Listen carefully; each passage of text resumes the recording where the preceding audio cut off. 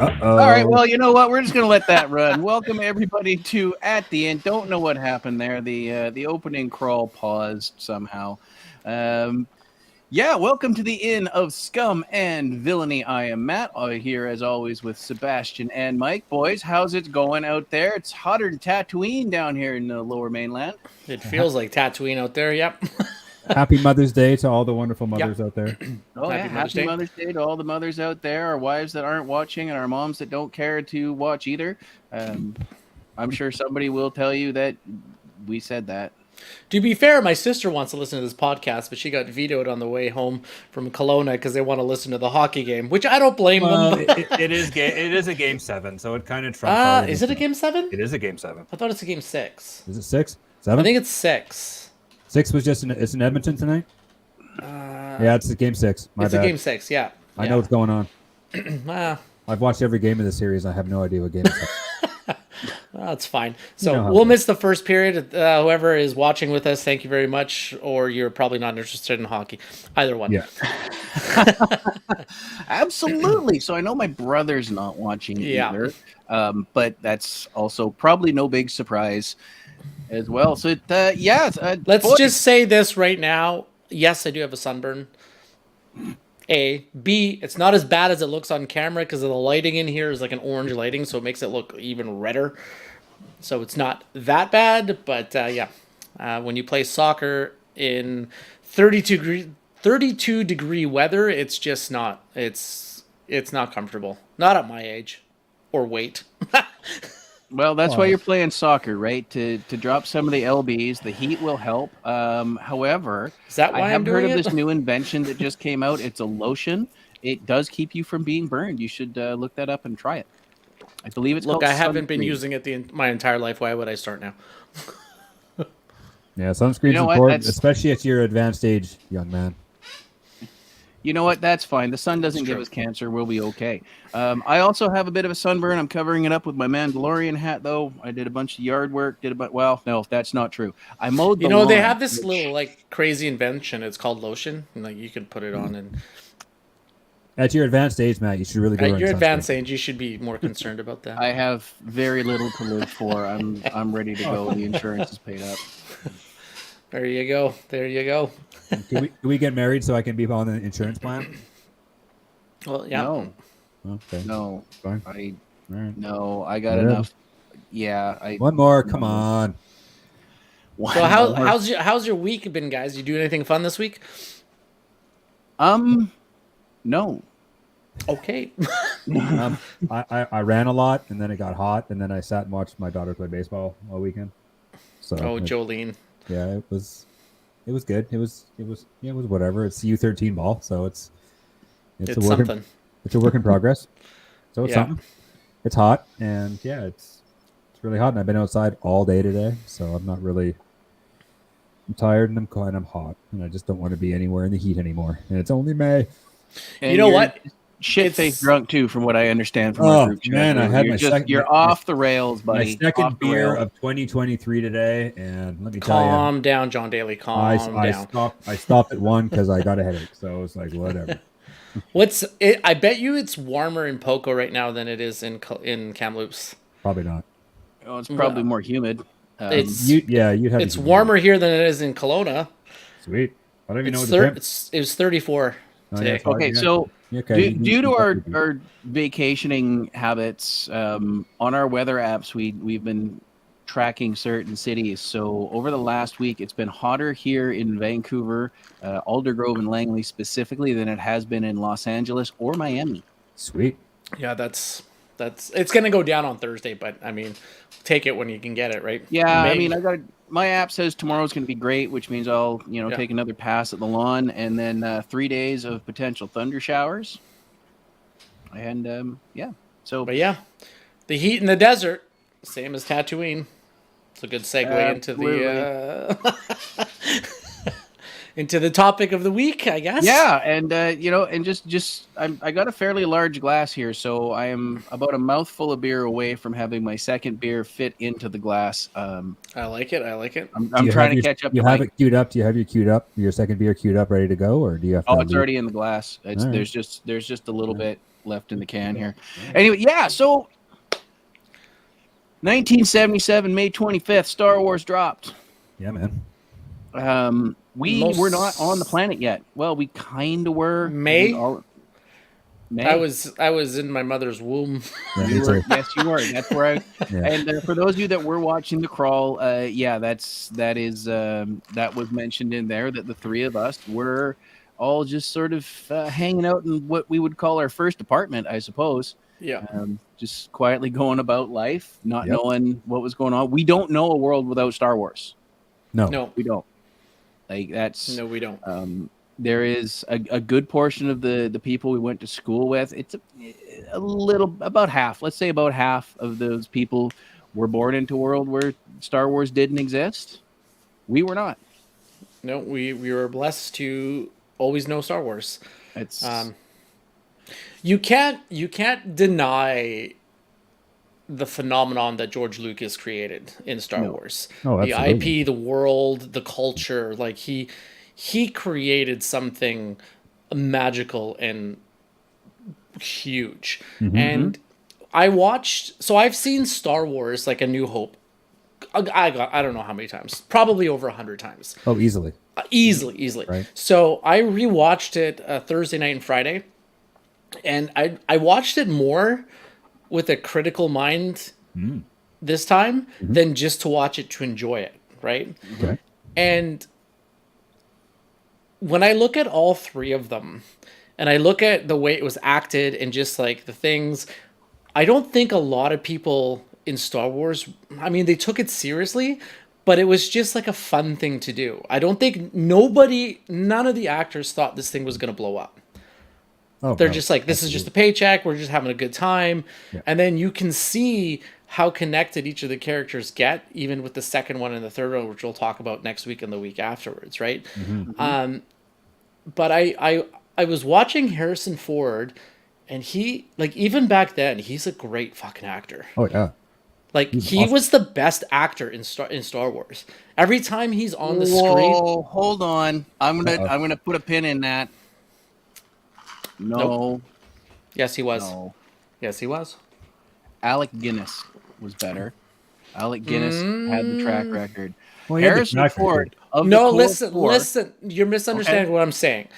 Alec Guinness as an actor is better than Harrison Ford. Sure. Specifically for Star Wars and New Hope, the actor that stepped up to the plate and acted the best, which was real, was Harrison Ford. Mm-hmm. He did his job better than any other actor specifically for that movie. When you watch him, he's layered, you believe him, it's just he's just that ignition, that electricity in A New Hope that you need, right? That mercenary, that carefree, gung-ho, gunslinger, typical type cowboy. thing. So space cowboy, the space cowboy, yeah. Right? Absolutely. So, yeah, it was just, I noticed that about him, and like, I don't think Star Wars would be Star Wars without Harrison Ford, honestly. Absolutely not. I think he's such a huge part of those three movies. He made it. He made those three movies, right? Mm-hmm. So, yeah, okay. Yeah. I will, in that context, yes, I'll absolutely give you that. Mark Hamill did play a real. Go ahead. Sorry. Alec Guinness didn't understand the script. Stuff circulates of actors that behind the scenes listicles and all these sort of things. Alec Guinness diary pages and letters came out. He didn't understand the script. He was like, it's a job. I'm getting paid. I have no idea what this is about. I don't understand the dialogue. I'm just doing my best to deliver it. This movie is weird. What the hell am I doing? And that's just it. Yeah. And this is saying a lot because Alec Guinness is a phenomenal actor. One of the best ever. Tremendous list of on-screen credits. This is the one that he's remembered for. Yeah. Like yeah, I can't tell you another movie he was ever in, to be honest. What's that, Mike? I said I can't tell you another movie he was ever in. To be honest, Oh God, Mike. Sorry, man. Well, you know what? That's fine. I'm going to call up the IMDb here. I'm doing it. You keep talking, Matt. I'm doing it. Just keep talking. So yeah, Alec, I've seen a couple, and he was in one when they were really young with, and it's Peter Cushing, that played Grand Moff Tarkin, also phenomenal actor. Oh, he's awesome. When they were younger, I have seen a couple of movies, at least one where they were in their mid-20s, black and white, acting together in the same movie. Which was weird because I only knew them as the iconic Grand Moff Tarkin or Governor Tarkin, depending on which piece of lore you want to pull, and Obi-Wan Kenobi. You could see it in their faces. It's like looking back at anybody else, right? Like you're 40 years younger. Everybody can sort of see it. Yeah, okay, you're there, but look how young you look now. I mean, I know Mike goes through that all the time when he looks back in the day and, oh, look how good looking I used to be. But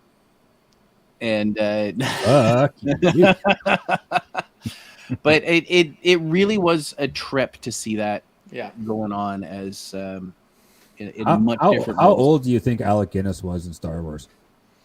Well, don't look it up. Don't look it up. Just when you look when you look at him on screen, you're like, God damn, he's old. Oh, he had to have been at least 60, 70 probably. I think. I'm gonna say 69 just because it's funny. How's that IMDb going? He was 61. 61. Yeah, he was born in 1914. So there you go. Just to put this in perspective, we're 15 years away from 61, right? Basically.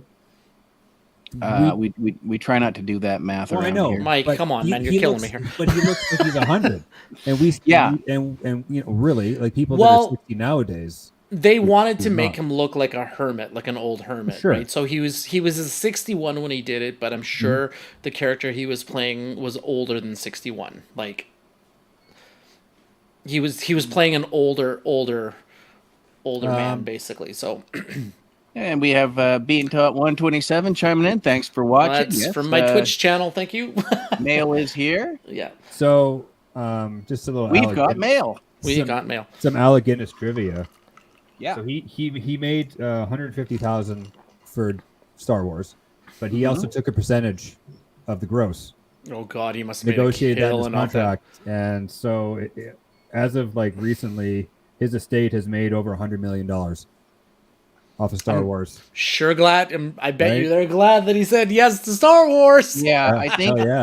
I think there was something where they couldn't pay him what he wanted, so he got a percentage of it. Yeah, and just seeing how relatively little he had to do. Because let's be honest, as iconic as Obi-Wan is, he's not got a lot of screen time for it. No. Right? I will say this about Alec Guinness though. For someone that didn't understand the script, didn't get the story, thought it was stupid, just was basically like, this is just ridiculous. I'm not going to say that he thought he was so much better, but this is a guy that did Lawrence of Arabia. He did Dr. Zhivago, right? Like he did like all these big movies, epic movies, high profile movies. Whenever you see him, he's professional and he delivers. Like you believe everything he says. Even though he still didn't get the script before he did it, he still is genuine and you fall in love. Like he basically is the first actor to give you the template of what a Jedi should be. And everyone that has played a Jedi after that has molded them around Alec Guinness's portrayal of Obi-Wan Kenobi. So, yeah. And did you know he was nominated for an Oscar for Star Wars? The only actor in Star Wars to be nominated for an acting Oscar? Yeah, they should have nominated Harrison Ford, to be honest with you. Okay, so here's a quick question for you.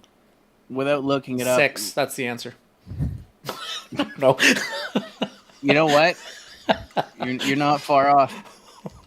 What year was Alec Guinness's last film credit? Well, I have it up right now, so I'm cheating. So, so we'll ask. Ask me. 1986. 1996. 96. Yeah, we lost him in almost 23 years ago in August of 2020 or 2000. Wow. At 86 years old. But yeah, his last film credit is Interview Day. It's a TV movie. Okay. So that's a pretty good run. Like he was still doing stuff right through the 80s and the 90s. I mean, and that's pretty epic. Being taught 127 says 42. I think that's a little off, but that's okay. Yeah, so I mean, Alec Guinness just sort of came in. He was really the name value actor for the whole thing. Oh, for sure. James Earl Jones wasn't originally credited. He didn't want to be Return of the Jedi. He didn't want to be credited at all because he felt his work was insignificant. Yeah, I mean, it's just a voice. I mean, David Prowse was the body. James Earl Jones was the voice. So Prowse did all the lines anyway. It was just they just dubbed him after the fact. Yeah, because Prowse, I think there was something with his accent they didn't like. Because he wasn't James Earl Jones. Well, I mean, James Earl Jones has the voice, right? Yeah. That's one of the. James Earl Jones is one of the greatest voices ever in the history of acting. Oh, 100%. Like his voice is 100%. Just. I mean, it's so good. And they've managed to AI his voice to a point where he will never not be the voice of Darth Vader from now on out. The disconnect. Oh, it's so crazy what they can do with AI. My god! Really there's a whole show in there somewhere. Yeah. What I find is a disconnect though is I take Hayden Christensen, and at some point you have to apply James Earl Jones' voice coming out of his mouth. Granted, there's the mask thing that helps, but it's a little hinky, right? Like he's like, I don't know about that. Are you referring to a specific thing? Because I don't think you want. Don't go too deep because I don't think our. No, our just lobster on the friend whole, at the because bottom. we know Hayden Christensen is the last visual we have of Anakin Skywalker coming.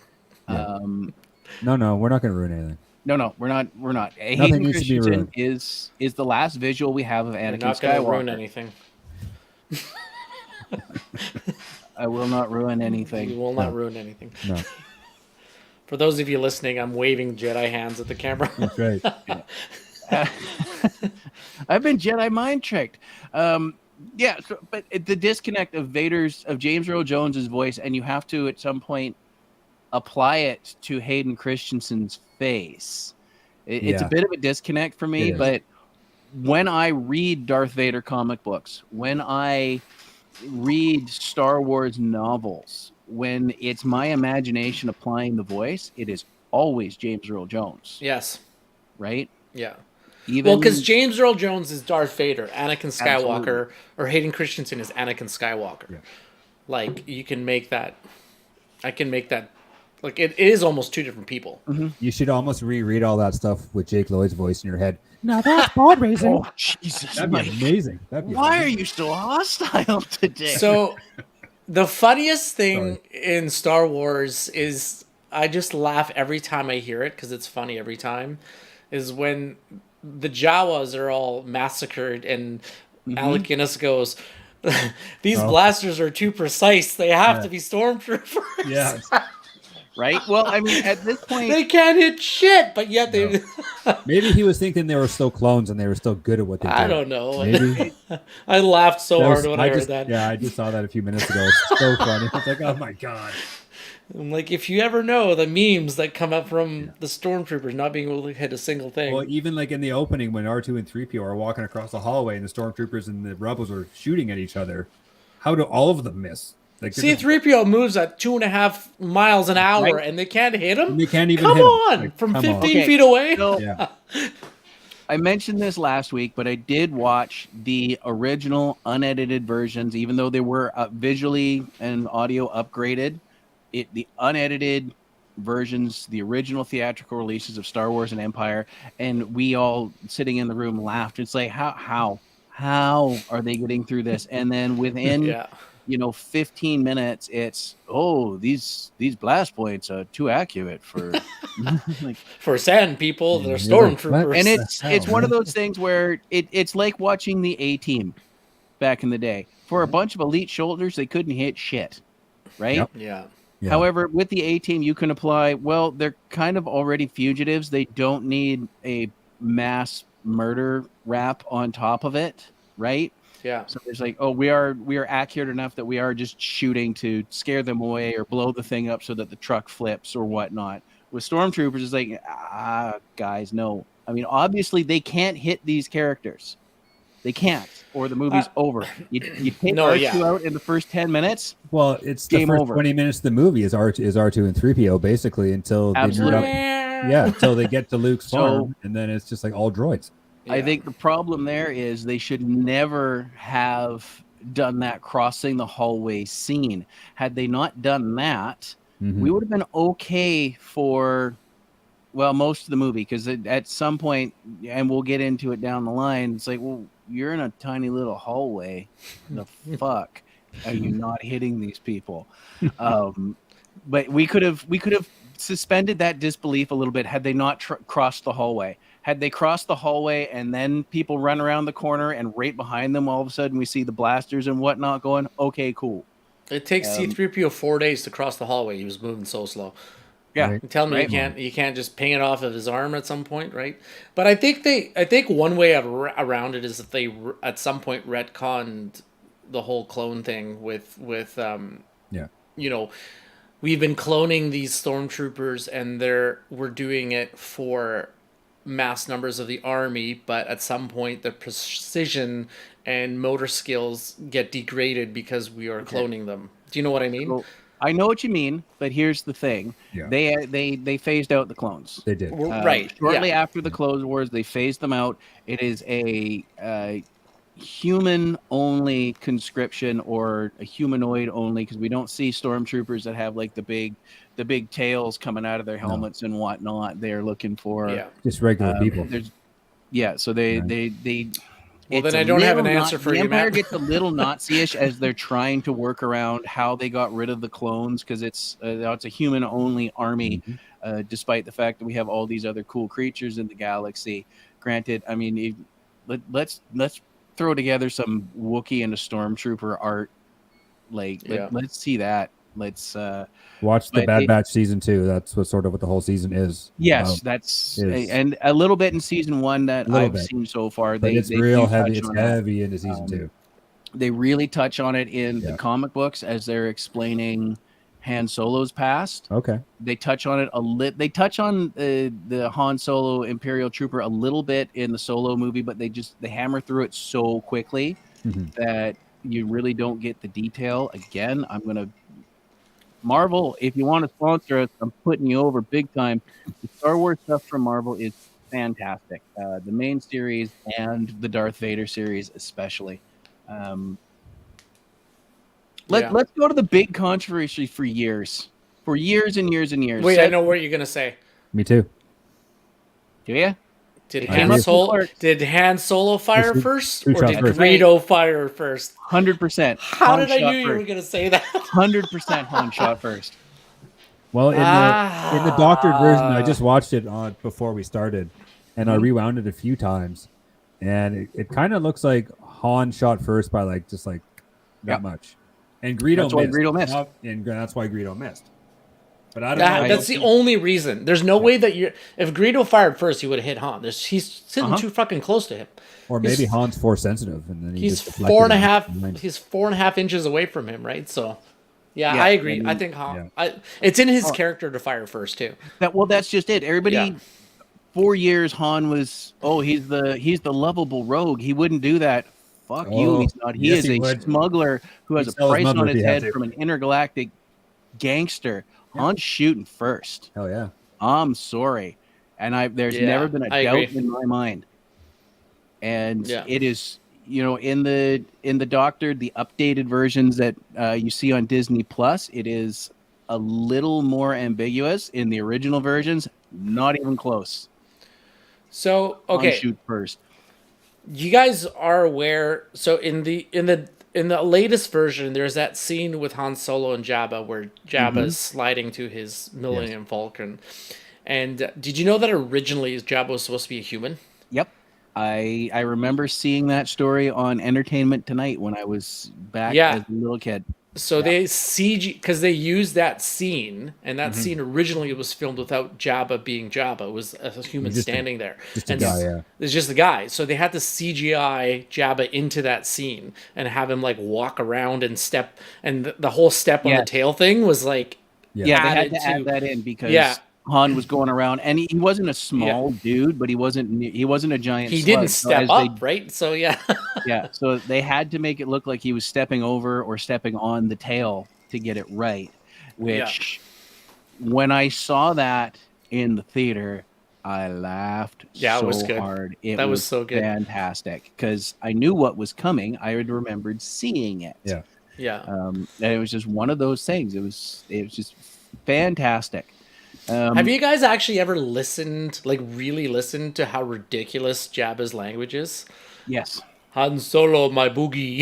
Like, what the hell is that? I was just going to say that. Me Jabba no longer.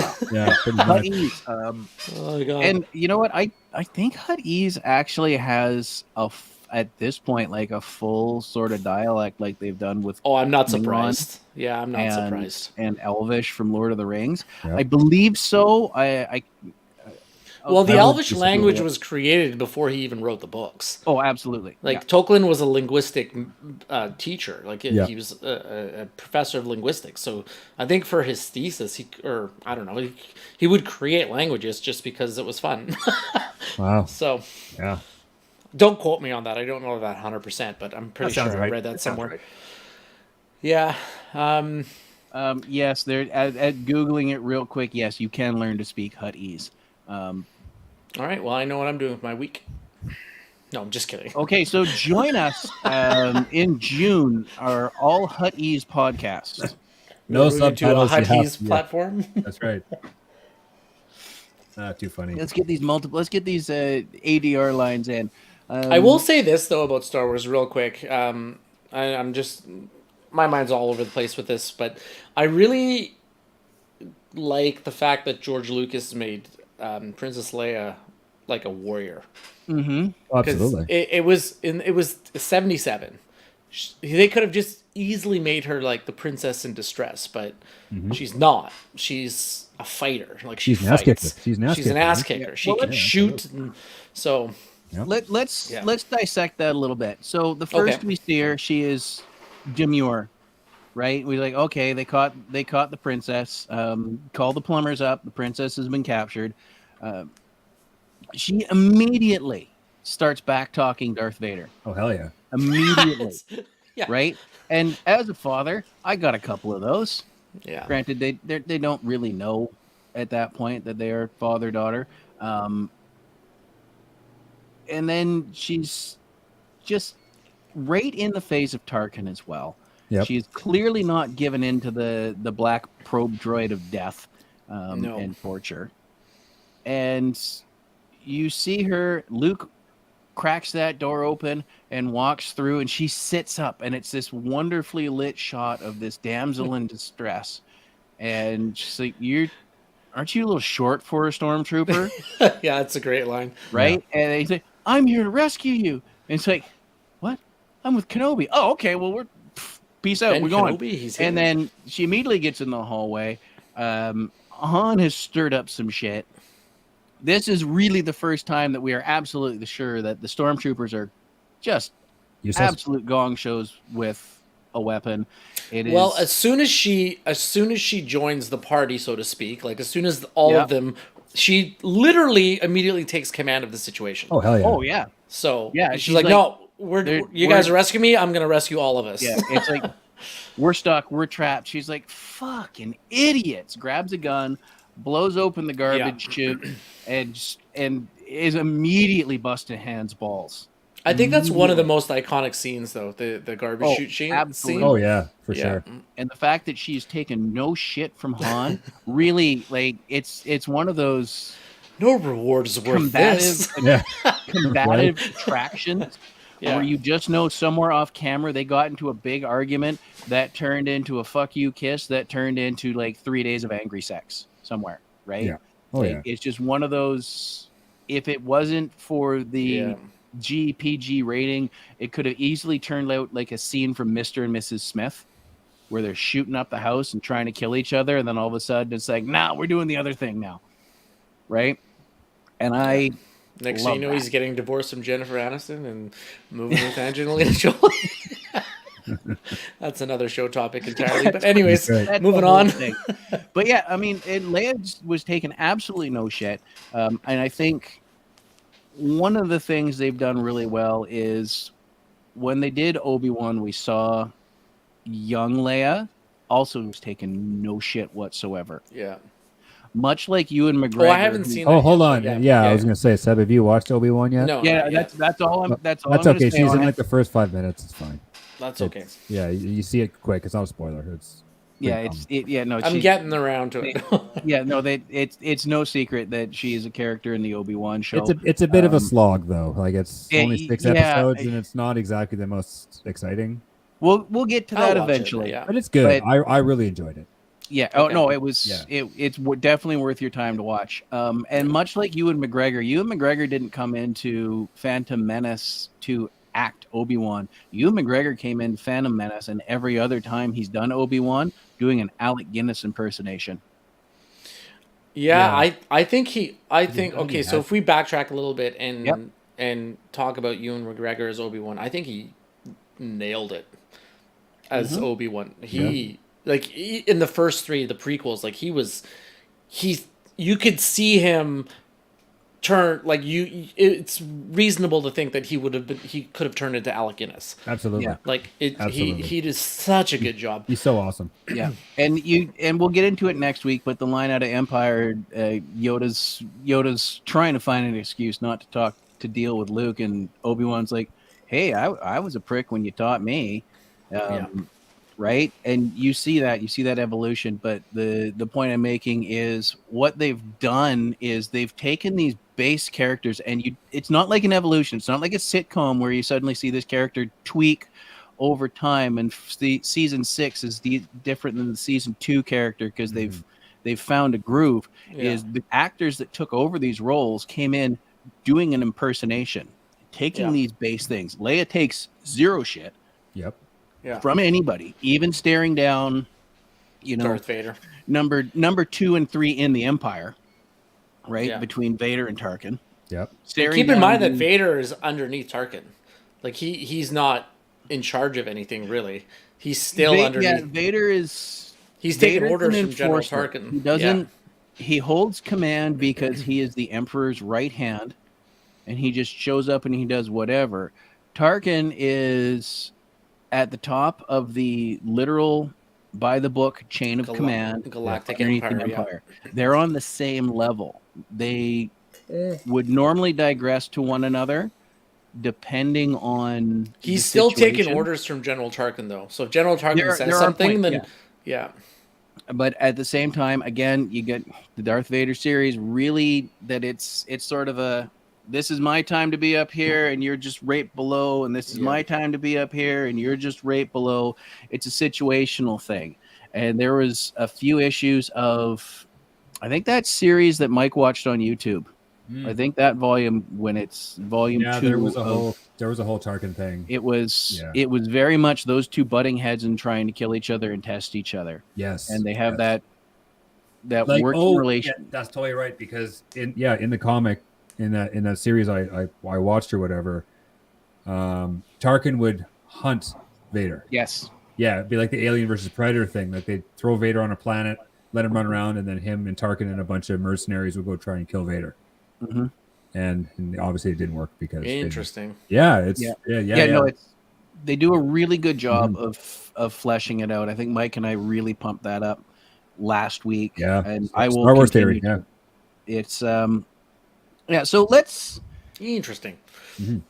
I sent you guys the Chewbacca thing last week.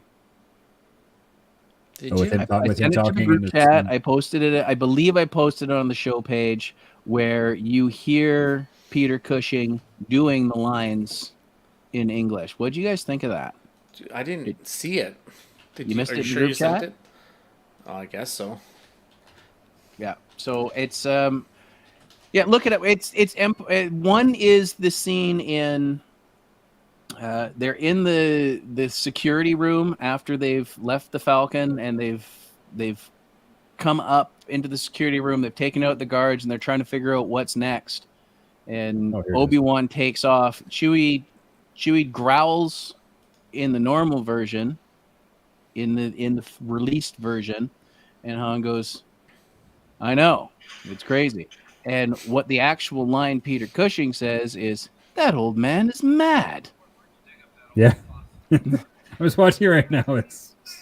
That's weird, it's isn't awesome. it? It's awesome.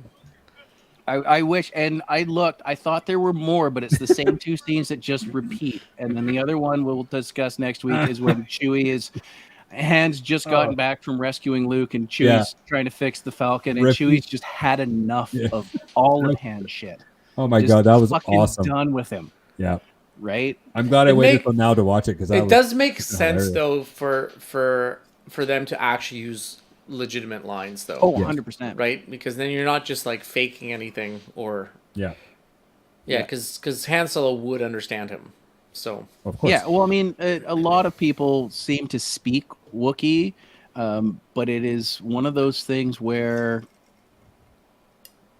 understanding what's being spoken doesn't necessarily mean you have the vocal ability to do it. Yeah.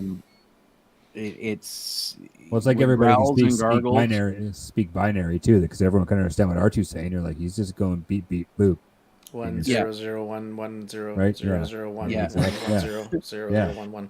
Basically. Oh, I thought he was just cussing. Yeah, he probably was. Yeah, that means never mind. You know what? I think maybe one day we'll sit down and we'll revoice those two. And it is, you guys do bring up a good point about like R2 and C-3PO though. It is amazing on how humanized they made them, because R2-D2 has an edge. Like he's not an obedient droid. Like he's got his own agenda. He's got a bad attitude.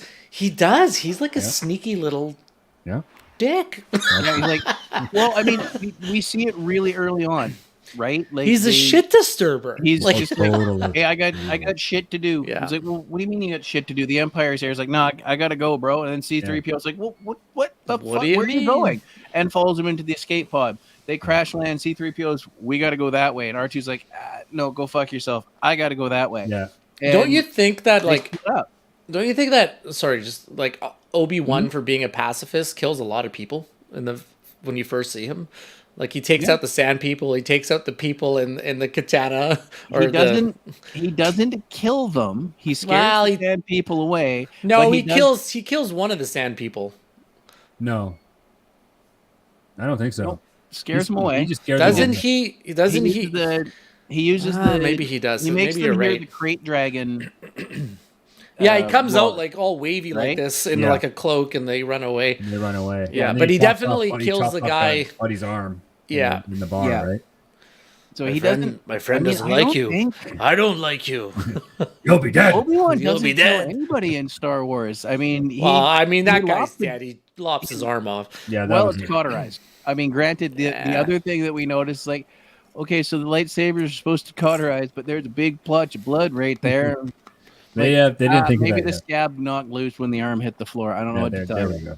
We'll go with that. We'll give him a bit of grace. So they haven't figured things out quite. Yeah. Well, I mean, it's one of those things, like the first season of a TV show, not everything's dialed in yet. No. Yeah. Right?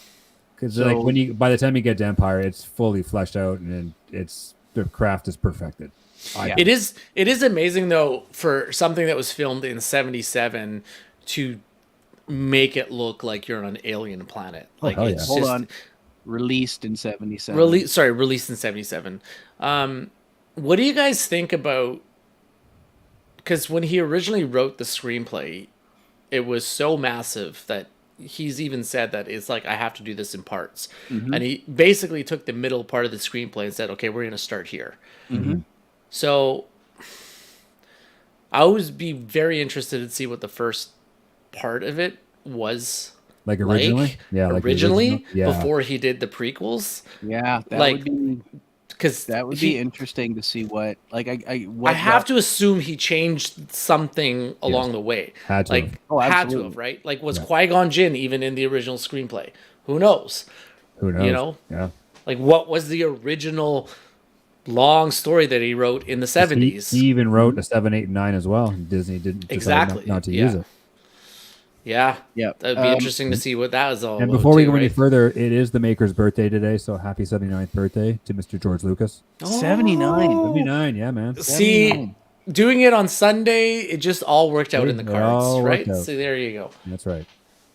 Absolutely. Yeah. What do you think his reaction would be to 789, George Lucas? Would he be like, they fucked it up? My God, they fucked it up. Or do you think that he's actually happy with it? I've read some varying different accounts.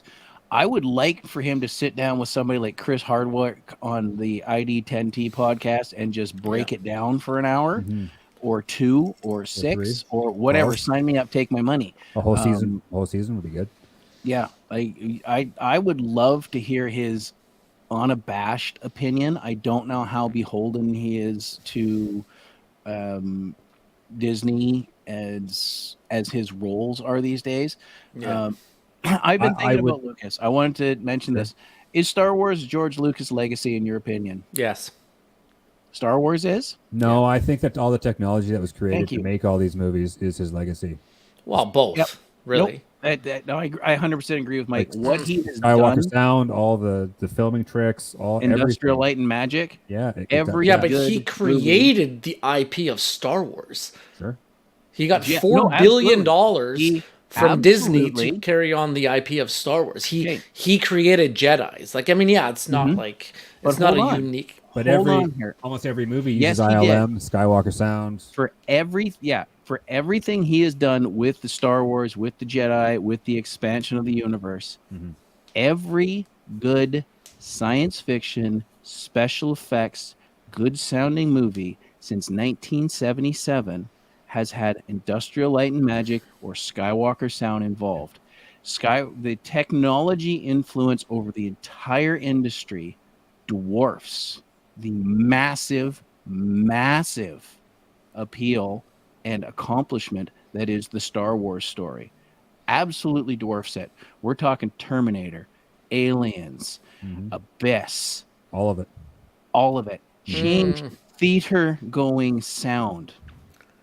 Yeah, THX is his thing, right? That's absolutely. That's his and deal. We used to, when working in the theater for as long as I did, we had to have the THX certification for many years, which was a absolutely garbage cash grab. Some dude came in. What was that named after? THX 1134, the movie. Yeah, his first movie. Yeah. It was his first movie. THX, and then there was a bunch of numbers. 1134, I think. Don't quote me on that. Right. I don't know. I think Seb's looking it up. He's got that. He's got the. He's looking at the other screen. But no, I think honestly, and Seb's not wrong about the expanse and the IP reach. I agree with Mike though. It is, and I have for a long time. It is what he has done to the sound and effects industry to create the first 3 Star Wars movies that hit thousands and thousands of films since 1977. And to sort of go further with that, and that's where the prequels fail, because he tried a new digital format with the prequels that didn't catch on. So he tried to be that pioneer of visual again, and then it went in a completely different direction. And those movies, they look worse than the original trilogy. Like, we watched episode 1 the other day just for fun. Yeah. God, it looks bad. Like, it's awful. It's bare, right? There's no life to the background, right? No, like if you there was a YouTube video that I watched, and like they point out so many obvious things where they're in a room, it's Anakin and Padme, and there's like, when you actually watch the background, it's literally like just like a dark gray sleep. Like there's nothing, there's no substance to it. It's just so bare bones, right? So you can't deny just filming on set or like in a desert scenario instead of green screening the whole thing. Like all 3 of the prequels were like so heavily green screened that it was just such a monumental undertaking to green screen the whole thing. They should remake the prequels. I don't think they'll ever do Why that. not? I should reboot them. The hell, let's do it. Yeah, but then your favorite movie will be remade, Revenge of the Sith. Oh, they'll just bring Hayden and Obi. Well, they'll bring Hayden and Ewan McGregor back for that. That'll be fine. I'll be good with that. Yeah, there you go. There you go. You're the chosen one. You know what? Well, while we mentioned Ewan, I love it. If you guys haven't seen it, look up his motorcycle docu-series. I've heard about that, actually. Yeah, I watched the Long first Way one. Round, Long Way Down, and Long Way Up. Yeah. Fucking fantastic. Oh, yeah. Yeah, he I goes really like love around the those guys one day. globe for On a motorcycle, yeah. on a Yeah, motorcycle the with first- a friend of. so- He's a friend on that. Yeah. So what the first one was is he's got a buddy of his, Charlie Borman. They're both motorcycle guys, and after shooting one of the Star Wars films, he decided he was going on a break, and him and his buddy were going to do a motorcycle trip, and they were looking at a map trying to figure out where they're going, and they went, well, New York's right here, and London's right here, but what if we went east? Yeah. Through Europe, through Russia, Mongolia, down through Alaska and Canada and then across the top states to New York City. It's fantastic, especially the stuff when they're in the middle of nowhere, Russia, Mongolia, and the stuff in Eastern Europe where they actually ended up in a Eastern European former Soviet bloc mobster's house for dinner. Whoa. Cool. And in the book, they really get into No big deal. They really get into Was Charlie it Andrew takes out Tate or back no? to show something, and Ewan's sitting at the table and hears gunshots and thinks Charlie's just been killed, but they're Wow. just outside popping caps and showing him how guns work. That's pretty standard, The mobster really. guy comes down the stairs during dinner. At one point, he's got a guitar in one hand and an AK in the other. It's a fascinating series. Do you want vodka? Do you want some Yeah, vodka? like the stuff in the middle of nowhere where they're going through stuff. Long Way Down, they go from London to the tip of South Africa, so you see some cool stuff there. And then Long Way Up, they use electric Harley Davidsons and Rivian support vehicles. This is a new electric truck that's really just hit the market. And It's they not go the from Tesla tip of electric South truck, is it? America to Los Angeles. Wow. It's not Yeah. the Tesla truck. Look it up. Rivians are badass machines, and that's what they used. And Nice. absolutely and so Ewan's vacation reward was, I'm gonna go from London to New York on a motorcycle going east. And when you see the shit that they go through for 6 weeks is fucking crazy. And the closest they came to death was just outside of Calgary, where some jackass kid in a Civic rear-ended Ewan. Well, that's a shock. Bloody Alberta drivers. Yeah, right. So I mean, that's just as a side note there. Definitely look that up. I have. Yeah, that's a good. That's Anybody listening, look that up. I have heard that's pretty good. Long Way Round and Long Way Up is no, it's I can't recommend it enough. So, who? Go ahead. So, no, going back to THX here. Who are the two main actors in it? Is Harrison Ford in it? Yeah. No, Robert Duvall Oh. and Donald Pleasant. Wow. Oh. Also, did you know that Sid Haig is in it? I'm Oh probably yeah, from Rob Zombie's movie. Yep. Yeah. He's Captain in it as Spaulding. well. Captain Spaulding. That's right. Hell Yeah. yeah. No, I didn't know don't that. think Harrison Ford's in it. No, he No, wasn't. I don't He think wouldn't so. have been in No, it. Harrison. Yeah. I mean, Harrison did some bit ports. Harrison He was Ford a carpenter. He was a carpenter. has a small part in Apocalypse Now, right at the beginning. If you haven't seen that, He was also in American Graffiti. yes, he The was. George And that Lucas was written. Yeah, one of George's. that was a movies. Ron Howard thing that Lucas That's did right Yeah. before Star Wars. Yes. Right. Yeah. So we've talked some Han Solo stuff. We've talked a bit about the droids. We've talked Leia. We've talked Vader. We're missing one, guys. Luke. So one thing I noticed with Luke in A New Hope is he's really whiny and just Oh kind of God, he's such a whiny little bitch. like, dude, shut up. And yeah, a whiny little bitch. And it's funny because we all slag on Hayden, especially in episode 2. I think he's emulating Luke Skywalker from A New Hope to be a complete whiny. You know, I think he just takes it a little bit too far and get real whiny with it. But yeah, Yeah, man. but the thing with Luke is that he always does the right thing. Right? Like, oh, but I was supposed to go to the academy this year. I'm like, oh, well, you can go next season. He's like, oh, well, that'll be another year. I'll make it up to you, I promise, right? But like it's just one more season. Well, he's supposed to be a teenager though, right? Luke Isn't doesn't he? have the options that Anakin did, though. by the time, like, Anakin, you got to remember, Anakin's like 8 or 9 when all of a sudden he's in the Jedi Academy. Luke is stuck on a desert world farming moisture. He doesn't have the same options. Yeah. Because Biggs went off to the Academy. Why can't I? Exactly. I was going to go to Toshi Station and pick up some power converters. That's right. Right? I don't know, man. I don't have a problem with it just because you see his growth of a character throughout the first, even in the first movie alone. Like, he's not the same person at the end of the movie. Just even with how he speaks, right? No. So, a little bit, but not really. You're totally right. So, Luke always has the whiny. Luke always has the, it's too hard, I don't want to do it. All the way through it. Yeah, he's out there. He's on a grand adventure. He is growing. But what is absolutely consistent, and I've gotten to big debates over this during the release of the sequels, Luke's butthurt hermiting nonsense is on brand. He's going to whine because he doesn't want to do it. Look at how and we'll get into it next week, he is a giant fucking whiner with Yoda. He gives up so easily. I can't. It's just too big. It's too big. It's why you fail. Yeah, right? And that's exactly it. He keeps that whining nonsense up until, even to the point where Yoda's like, "You ain't ready for this," and he's like, "Well, I'm going." Well, you lost a hand for it, and did you really make a difference? Yeah, but they're trying to train him at such a late age, like 100%. like nobody trains Jedis that late. In their age, right? So their training is they have to push him, right? And I did watch a really interesting thing on YouTube.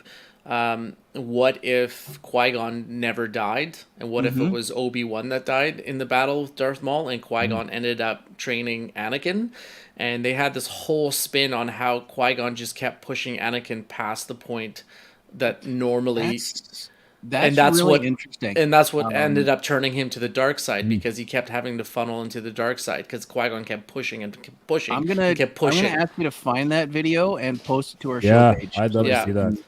It was very interesting take on it, right? So I will look it up. Just remind me at the end of the show, and I'll find it for you guys. Yeah. Look it up, post it to our show page so that our fans out there can have a look as well. Yeah. But Luke is on brand, like straight through the original series. He's a whiner. He gives up easy. He wants to do what he wants to do, and when he gets butt hurt, then he's a little bitch.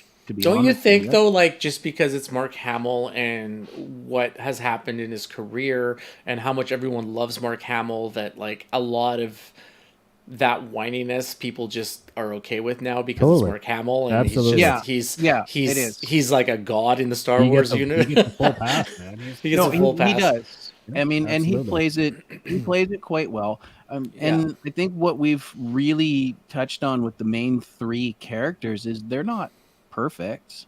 Yeah. Like, they're all flawed. We're not looking at a perfect hero in Luke because he's a whiny little bitch. We're not looking at a perfect hero in Han because he is a greasy smuggler.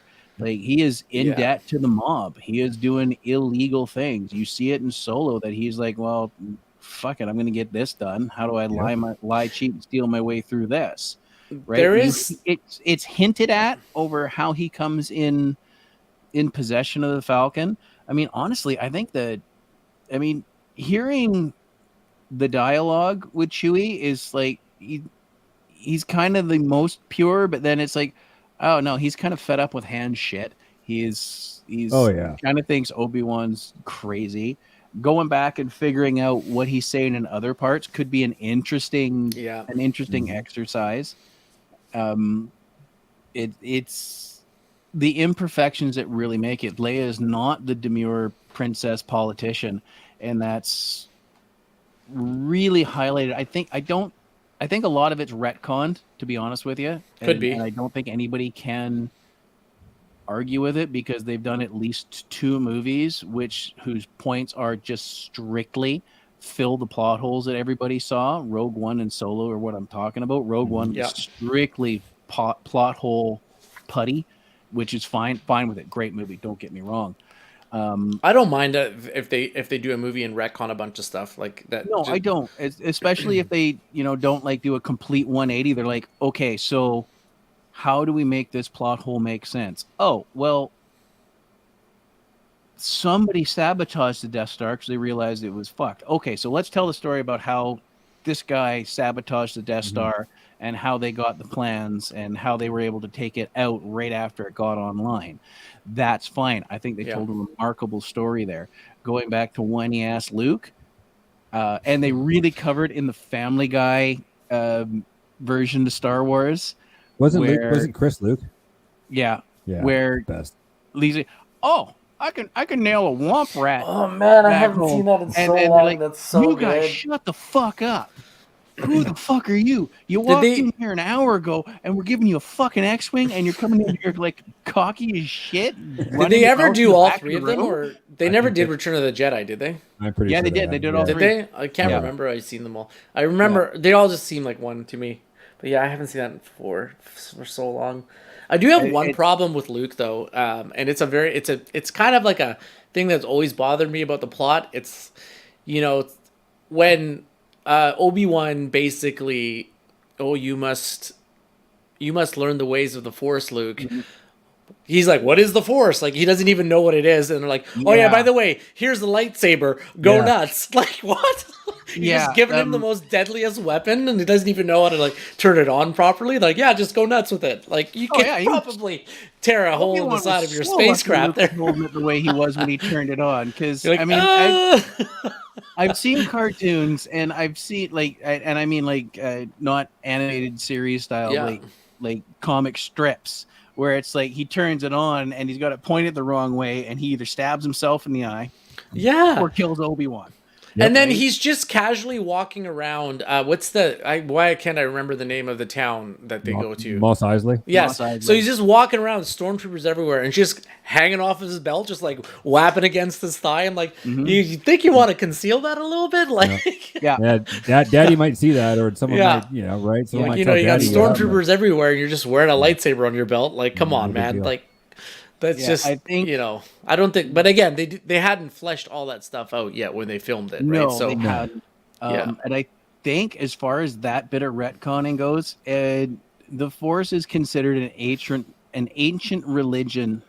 Yeah. And like hokey weapons and ancient religions, I think is the line. And the Jedi are considered extinct. It's been 20 years. Right. Right? Yeah, that's not a lot of time. I think a lot of people now, the caveat there is like, well, there's octillion life forms, sentient life forms in the galaxy, and there's only 10,000 Jedi. But at the same time, Jedi had a fucking reputation 20 years ago. How many zeros is octillion? That's 8. I don't know. Okay, so billion is billion, B, trillion. So, B by 2 trillion. Yeah. So 8 sets of zeros down the road. That's freaking crazy. It's a lot of zeros. It's a lot of zeros. And I could be wrong on the number, but it's somewhere up there. Somebody, that makes sense. Ballpark the math. It'd be like 8 sets. There's only 10,000 Jedi, which is, if you're looking at a story based on Jedi, that's so rare to see a Jedi, right? Yeah. But then when you're out there, that's exactly it. Yeah. However, stormtroopers for 20 years were trained, that's a fucking lightsaber. This is a problem. This guy needs to go. We need to call this group of people over here. Yeah. And we don't see the Inquisitors until recently. They showed up in print and on Disney Plus shows. Yeah. But there are people that are like, hey, if you see a lightsaber, let us know. We're going to come sort this motherfucker out. Yeah. Right? Yeah. Yeah. But Luke's like you said, Luke's walking around, open it. Yeah, and they're saying an outer rim world. Yeah, absolutely. But at the same time, it's stormtroopers, and you would think in training they're like, "Hey, this is a lightsaber. This is a problem." Well, and right? Obi-Wan uses it in the bar. It's like, not even that too. Everyone's watching, like, oh, holy shit! You know what? I've been in dive bars where things that should not be out in public were openly. Right. Yep. Same. Open. So and we won't get into that. But is Tatooine the most commonly used planet in the Star Wars?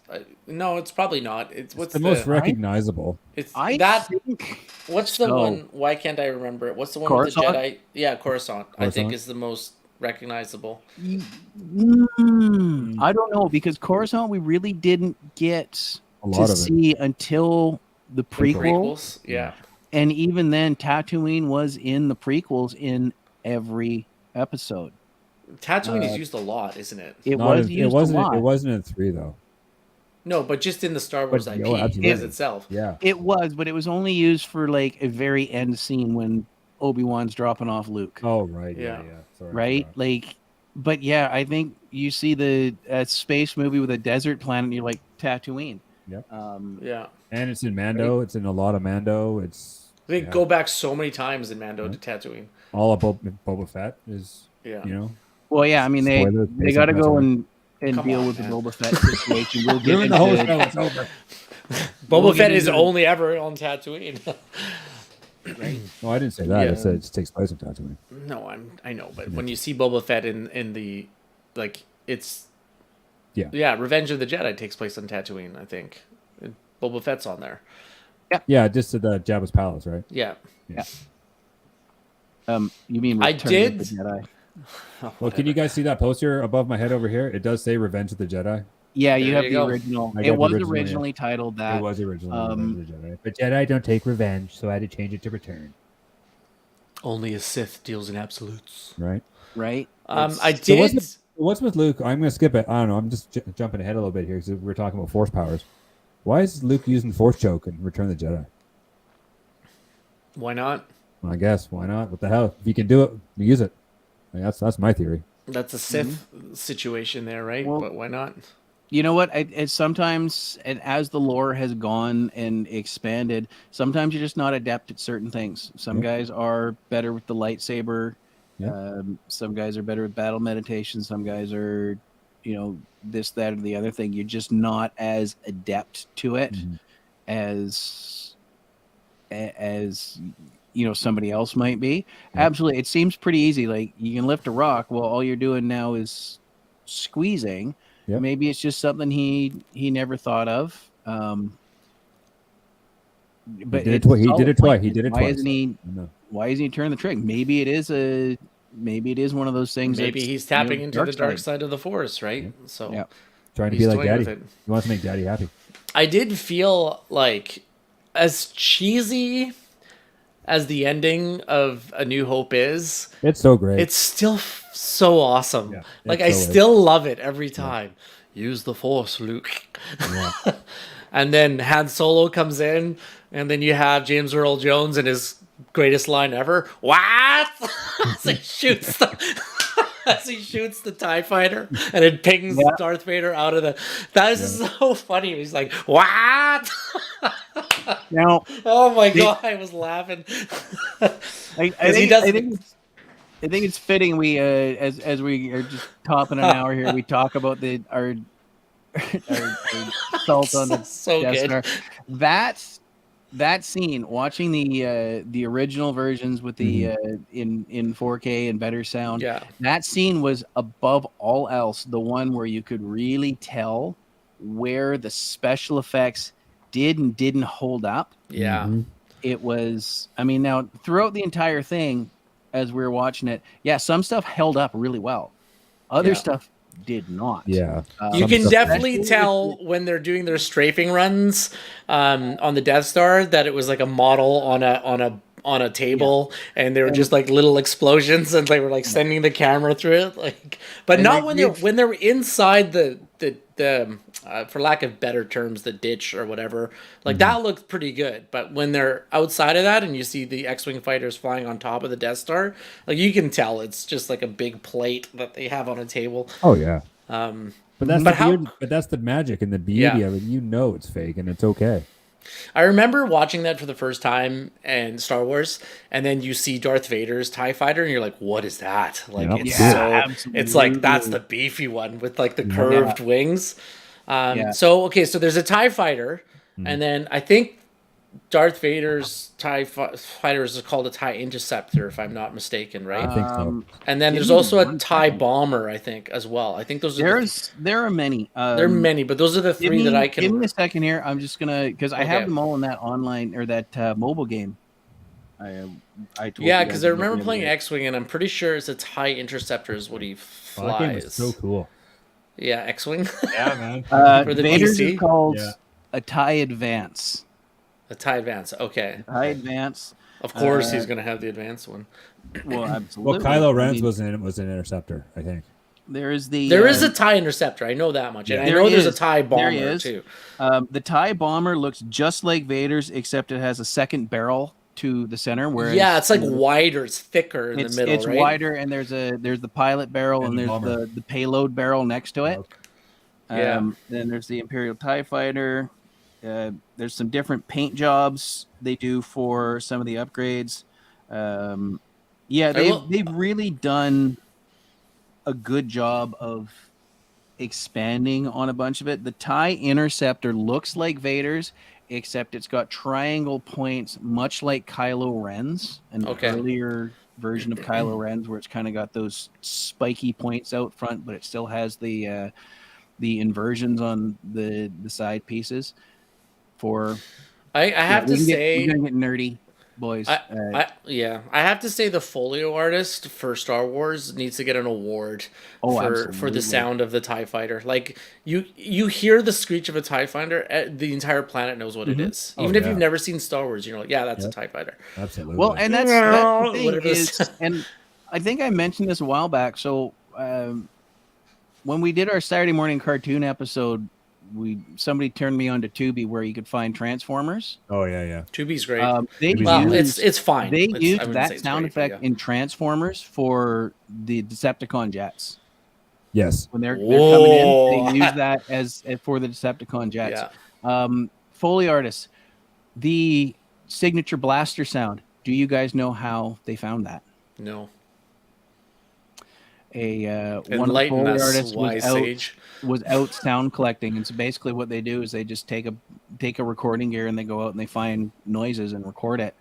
So you know those big radio towers that they have out in the world with the big steel guy wires to anchor them in. One of the Foley artists took a wrench and smacked one of the guy wires, and that's how they got the blaster sound. Cool. That's cool. Yeah, man. Yeah, there's a bunch of things I've watched on TikTok with like Foley artists, folio artists, and how they get their sound. Like there was one instance where someone was popping a parachute, and the folio artist had a baseball cap, and he just flicked it, and the back came out, and it made that sound. I'm like, that's the parachute opening sound. I'm like, it's crazy how it's just, I can't believe how they would even think about stuff like that, because it's just so unique, you know?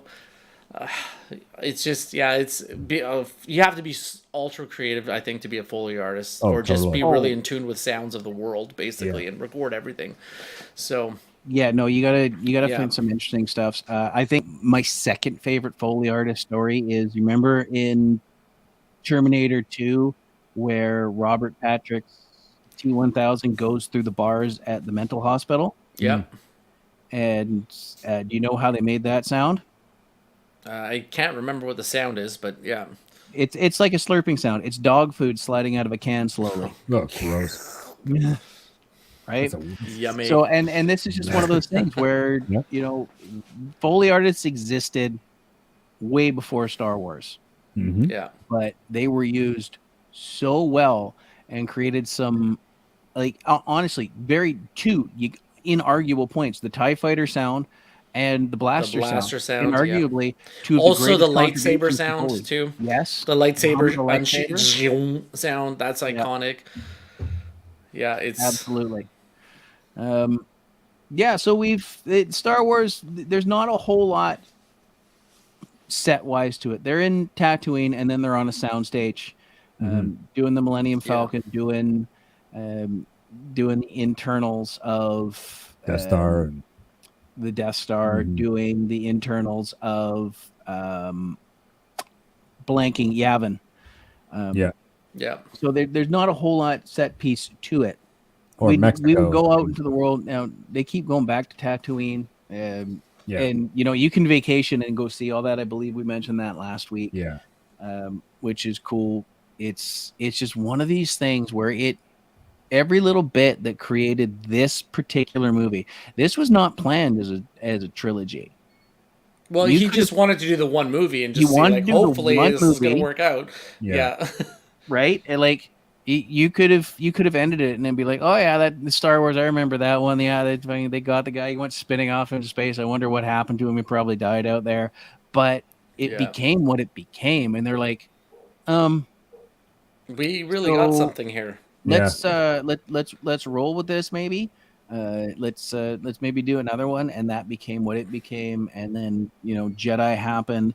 There was a huge pause where we would see the Disney series, where we would see the novels pop up, and Star Wars Christmas. And we haven't even touched on merchandising yet either. That's the whole, I mean, we touched a little last week, but it's going to be nice to watch Empire this week, kind of with a critical eye, because nobody expected they were going to be back for a part 2, really, when they did Star Wars, right? But now, and nobody really knew their characters that well. They're just like, well, this is the way I'm supposed to act in the scene, but they don't really understand who Luke is, who Leia is, who Han Solo is, who Obi-Wan is. So to come back and do like an Empire where the actors actually have a good base of like, this is where my character is going to, just to see the maturity of the actors alone and how they portray the characters is awesome. So, because there is growth with the actors, right? Oh, for sure. You can totally tell with Han and Leia and their relationship and how, it's just how comfortable they are with each other. And their banter. They didn't go back and retcon a lot of stuff. They took, so Leia's going to beak off and he's not taking shit from anybody. Han's a bit of a piece of shit. Yeah, but because he left. He took his money and ran, and then had a crisis of conscience or whatever. I think he came back and saved the day, though. He did. He I don't know. And that would be interesting to see some sort of definitive version of why Han turned around. Did Chewie sit there going, you fucking, you asshole. He did the right thing. Asshole.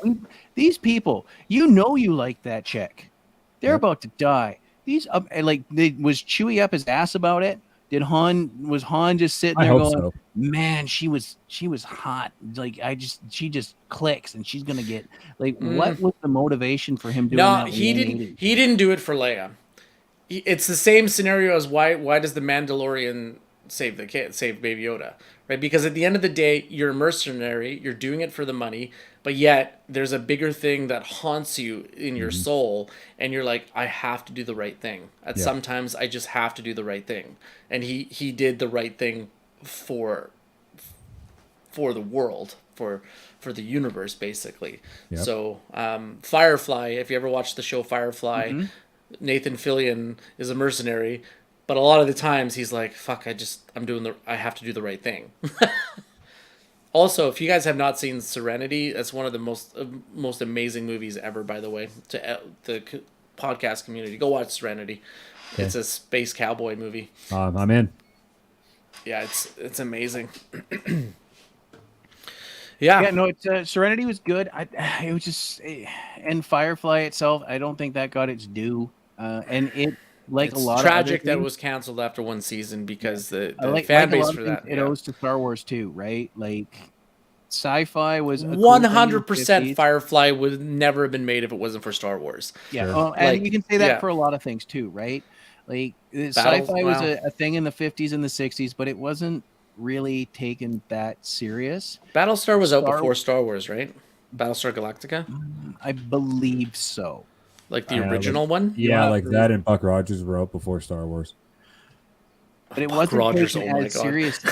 It didn't have that rabid fan base. No, I think the fan base that those two shows started and the 50s sci-fi movies started, like Lost in Space, found a home in Star Wars that it was a level up. It wasn't. Battlestar aired it aired September 17th, 78. Oh, so Buck Rogers was pre-Star Wars. Yeah. Yeah, so they definitely capitalized on the Star Wars then.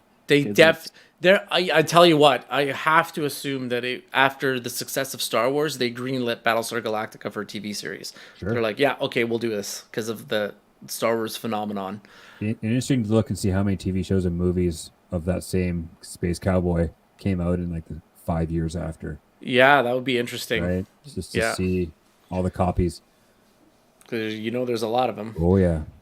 But I read that George Lucas was heavily inspired by Flash Gordon as one of his inspirations to write Star Wars and among other movies. But have you guys seen the original Flash Gordon? When's the last time you seen it? I'm sure. That thing's so great.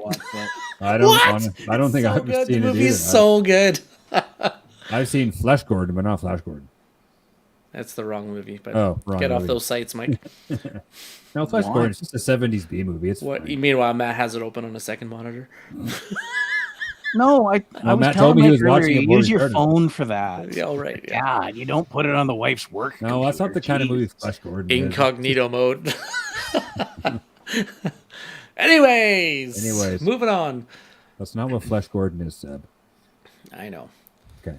Do we have anything else? What else is there any like tail end things you want to talk about for Star Wars here? Princess Leia's ass. Discuss. You said you see it in the third one more than anything. Yes, absolutely. Anything you would okay, so maybe we'll close with this. Is there anything that you would change for A New Hope? Like, is it a perfect film, or is there anything that you're like, I wish they would have done this differently, or had a different actor in this role, or something that doesn't just make sense for you? I mean, I've already talked about the whole nonchalant lightsaber situation with Luke and how he just... It's like the don't play with guns kind of thing, right? Yeah, but yet here's your first gun and you don't even know how to load it. But go nuts. Obi-Wan hasn't seen anybody in a long time. He's just happy to show off his toys. It's funny though, like when you think about why he's on the planet and he's, somebody might say, well, it's just convenient that the Jedi Master is on the same planet as Luke Skywalker, but yet he's there because he's protecting him. Yeah. He's there on purpose because he's his guardian. He's the hermit that lives in the forest, and that is in the cave. That is one of those retcon bits, right? Yeah, but I think that was thought out before they retconned it. Like I think, because I mean, there, like you mentioned before, it was a larger story. And George cut that out. That's one of those things that people have nitpicked, like the Death Star shaft. I think I would only change some individual lines. Just because there are some lines that have just painted them in a corner. There's no way around it. I don't remember owning a droid. Yeah. Well, you didn't, but your best friend did. Yeah, right? He was always around with right? I think one of the good or things... Or maybe that's not an honest line by him. Oh, no, Obi-Wan lied his ass off. It's proven. Lied his ass off. Yeah. And he even kind of admits, why didn't you tell me he was my... And we'll cover that later. It's like, well, because there's some shit, right? Kid. So, Obi lied for a lot of the time.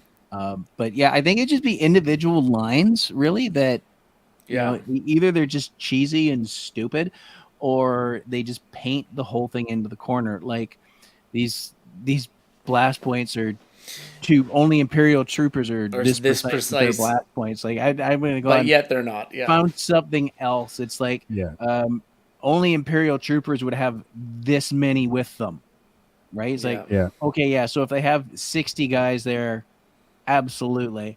However, the Sand people are going to have 20. Or something like that. Or was he just joking when he said they're that accurate because there's all these blaster points all over the Sandcrawler and there's only like 5 dead Jawas? Like they missed this many times to hit those little Jawas and this, Well, he didn't sound sarcastic when he said the line, right? But that would be so brilliant if he was sarcastic. I'm like, well, it's obviously stormtroopers because there's 5,715 blaster marks and 3 dead Jawas. Right. They're obviously deadpan. You could do a deadpan to be perfect. Or obviously stormtroopers, because the sand people are way more accurate. That's what you. That's what. Yeah, right. Exactly. Yeah. This is bringing up something else that we noticed last weekend. Owen and Veru, they're smoking corpses. Yes, they are. Yeah. One of them is positioned in such a way where one of the guys I was watching it with pointed out and goes, that one back there got raped because they never noticed face down, bent over like a wall or a box or something. Oh, that like, this podcast just took a dark turn. Oh yeah, oh yeah. Like, and I think my buddy Joe I've never said noticed that actually. That got dark all of a sudden. I've always the way they're the positioned. It's like the one in the front was always just laying down. There's no way that's just fan theory though. There's no way they thought of that when they were doing it. They're just like, how can we align the corpses? Then the conversation turned into maybe the Imperials didn't actually do it, and this was a murder suicide. Like Veru caught Owen messing around with something, right? And it's like, and then Obi-Wan's like, the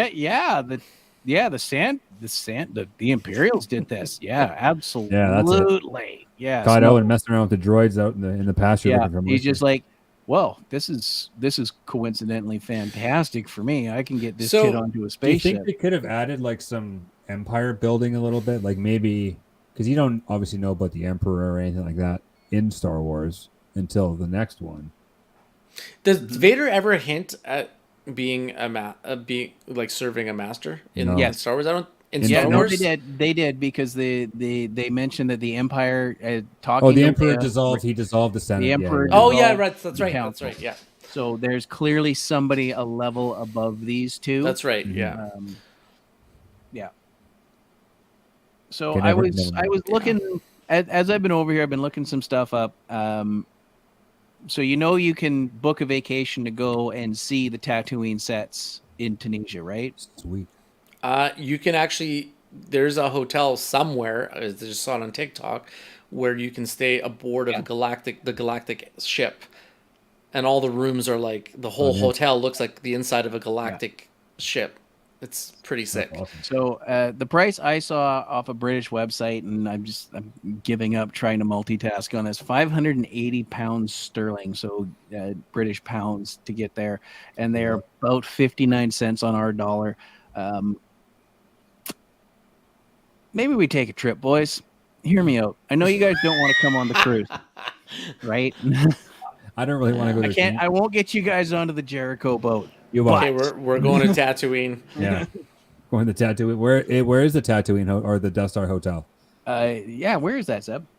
I don't know. Let me. I'll go to the Death Star Hotel. Well, you know what? Let's. Why don't we put a pin in that? And Seb, you can look that up. Maybe we'll have some vacation ideas for next week. We're a little over time for what we were aiming at. Yeah. Shocking. We got into the weeds and ran long. I know, right? Nobody out there is, surprised. losing money on that particular bet. No, I always bet the over. Yeah. Absolutely. Yeah, if you just Google Galactic Empire Hotel, there's like hundreds of images for what the hotel looks like. All right, well let's do a little vacation planning and see what we can come back with next week. Sure. We'll I'll drag you guys down to the Jericho boat and we'll hop on a plane from Miami and just zip across there and knock that one out. Tunisia's right across the pond. It's no big deal. Absolutely. Right. We're down south, right? Fewer gators. All right, so thank everybody for joining us on all of our platforms. Thank you for taking us with you if you're listening to us days later.